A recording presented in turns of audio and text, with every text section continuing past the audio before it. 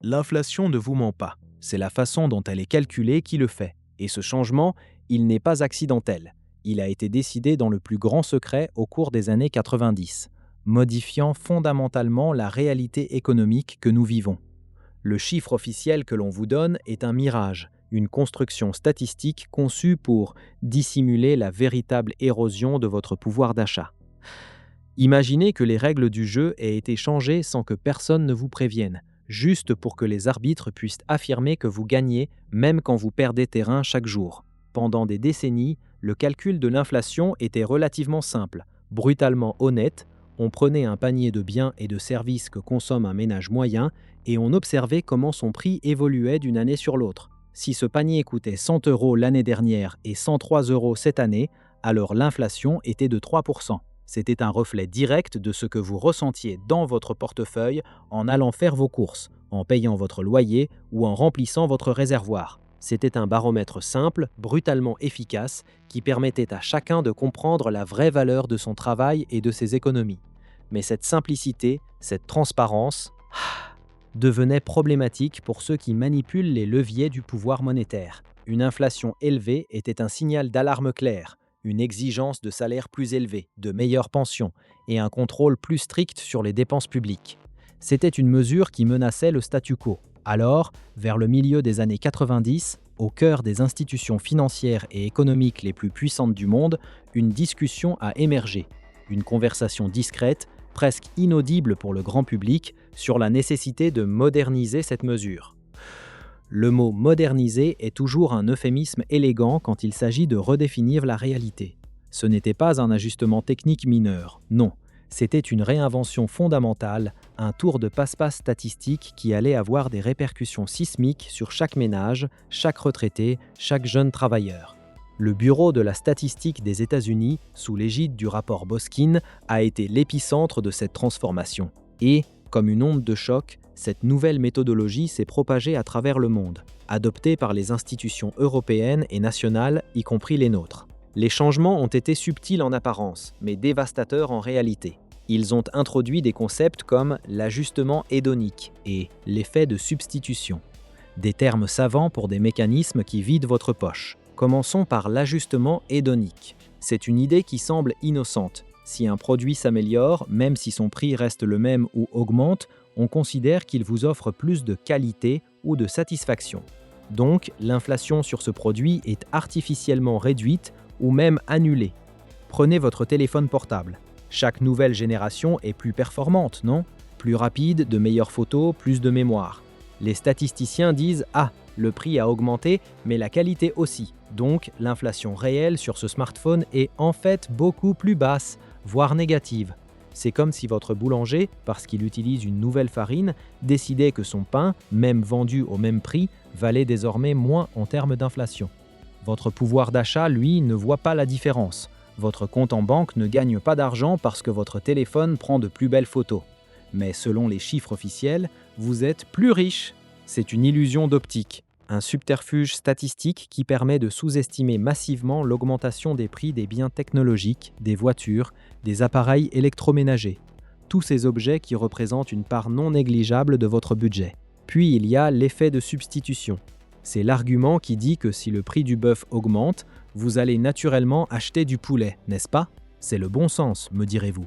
Et c'est précisément ce bon sens qui a été perverti. Les statisticiens incorporent l'idée que si un produit devient trop cher, vous le remplacez par un équivalent moins cher. Donc, la hausse du prix du produit original est atténuée dans le calcul de l'inflation globale, voire ignorée. Imaginez que vous adorez le fromage de chèvre. Le prix du chèvre double. Vous vous rabattez sur le camembert, moins cher. Pour vous, c'est une perte, un sacrifice. Pour les chiffres officiels, votre panier de consommation n'a pas explosé parce que vous avez substitué, comme si votre préférence, votre plaisir, le choix que vous auriez fait en l'absence de contraintes budgétaires n'avait aucune importance. C'est une sorte de charité forcée qui vous est imposée par le calcul, vous transformant en un consommateur purement rationnel et interchangeable, dénué de goût ou de désir, toujours prêt à dégrader sa consommation pour maintenir l'illusion d'une inflation basse. Ces deux mécanismes, l'ajustement hédonique et l'effet de substitution, ont eu un effet cumulatif absolument colossal. Ils ont artificiellement fait baisser les chiffres de l'inflation de plusieurs points de pourcentage chaque année. Chaque année. Ce n'est pas une question abstraite. Les implications de ces changements sont directes, tangibles et souvent douloureuses pour votre quotidien. Vos pensions de retraite, par exemple, sont souvent indexées sur l'inflation. Si l'inflation officielle est sous-évaluée, vos pensions augmentent moins vite que le coût réel de la vie. Le pouvoir d'achat de nos aînés, qui ont souvent travaillé toute leur vie pour se constituer une petite retraite, érode silencieusement, année après année, par un mécanisme qu'ils ne soupçonnent même pas. Vos salaires. Les négociations salariales prennent en compte le taux d'inflation. Si les chiffres officiels disent que l'inflation est à 2%, alors que vous ressentez une hausse de 5 ou 6% sur votre caddie de course, votre essence ou votre facture d'électricité, la valeur réelle de votre salaire stagne, voire diminue, même si vous obtenez une augmentation de 2%. C'est une richesse qui glisse entre vos doigts, une valeur créée par votre travail qui est transférée, sans votre consentement, vers ceux qui bénéficient de cette distorsion statistique. Prenez le logement. Les loyers peuvent être indexés sur l'inflation, mais les prix de l'immobilier, eux, ne sont pas toujours capturés adéquatement par l'indice des prix à la consommation tel qu'il est manipulé. Vous voyez les prix flamber autour de vous, une petite maison de ville à Lyon ou un appartement à Bordeaux qui valait il y a 10 ans 250 000 € en valent aujourd'hui 400 000. Mais l'inflation officielle ne reflète pas cette explosion. Les jeunes ménages luttent pour accéder à la propriété, leurs salaires ne suivant pas le rythme de cette inflation non déclarée sur les actifs réels. Pensez à l'impact sur les investissements. L'inflation est une mesure clé pour les banques centrales, qui ajustent leur taux d'intérêt en fonction de celle-ci. Si l'inflation est sous-estimée, les taux d'intérêt sont maintenus artificiellement bas. Cela favorise l'endettement, la spéculation et crée des bulles d'actifs, tandis que l'épargnant lambda voit ses économies être grignotées par une inflation réelle, bien supérieure, au rendement qu'il peut espérer. C'est une machine à transférer la richesse, un mécanisme discret mais brutal. Ce n'est pas que l'inflation n'existe plus, c'est qu'elle est redistribuée et masquée. Elle se manifeste non pas comme une hausse générale des prix que les statistiques veulent bien reconnaître, mais comme une dégradation progressive de la qualité de vie que vous pouvez vous permettre, une pression constante sur votre budget, un sentiment diffus mais persistant que l'argent ne vaut plus ce qu'il valait.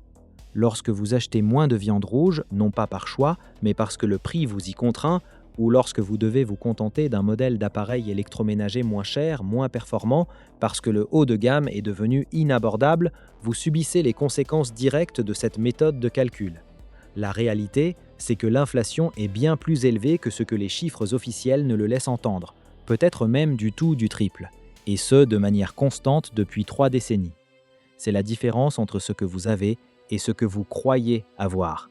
Désormais, lorsque vous entendrez un reportage économique parler du taux d'inflation officiel, vous ne l'entendrez plus de la même oreille. Vous ne verrez plus la petite augmentation de salaire que l'on vous propose comme une véritable amélioration, mais comme une tentative de rattraper un retard que les chiffres ne reconnaissent pas. Vous comprendrez pourquoi, malgré des annonces rassurantes, le simple fait de remplir un caddie de course vous donne l'impression d'une hémorragie financière. Cette prise de conscience, elle change tout. Elle transforme votre regard sur le système, sur les informations, sur votre propre place dans l'économie. Vous n'êtes plus un spectateur passif des chiffres, mais un acteur averti, capable de décoder les artifices et de comprendre les véritables règles du jeu. Le voile se lève sur une réalité économique qui est sciemment occultée pour maintenir un certain ordre et une certaine distribution du pouvoir. C'est une libération intellectuelle qui vous donne le pouvoir de voir le monde tel qu'il est, et non tel qu'ils veulent que vous le perceviez. C'est le début d'une nouvelle façon d'interagir avec l'économie, avec une clarté que très peu de gens possèdent. Vous avez maintenant une clé pour comprendre la véritable valeur de votre temps, de votre travail et de votre argent. Ce que nous venons de décrypter ensemble n'est qu'un fil dans la toile complexe de l'économie réelle. Il existe d'autres mécanismes tout aussi ingénieux et invisibles, qui façonnent notre monde financier, influencent nos vies et déterminent qui possède quoi. Restez connectés, car le chemin vers la compréhension totale ne fait que commencer.